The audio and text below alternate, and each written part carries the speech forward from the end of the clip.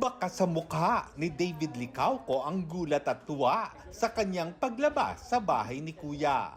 Sinalubong kasi siya ng kanyang Sparkle family sa pangunguna ni Sparkle GMA Artist Center First Vice President, Joy Marcelo. Still on high, kakaiyak ko lang eh, Tito Lar.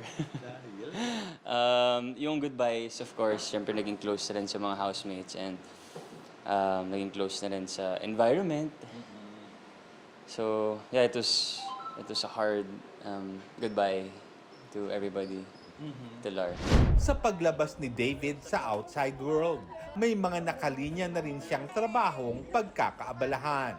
I think bibigyan ko po yung sarili ko ng mga 2 araw para po mag-debrief at medyo nawala po ako ng slide kahit po 5 days lang. At dahil limited sa pagkain, ang cravings ni David, Chicken, lahat po ng meat. Yeah. Dahil puro gulay po yung kinakain namin sa loob. At chicharia. Opo. Puro po chicharia, at saka ice cream, saka kanin, lollipop. Yun po eh. Tapos puro sabaw, ganun. Napakasarap po talaga.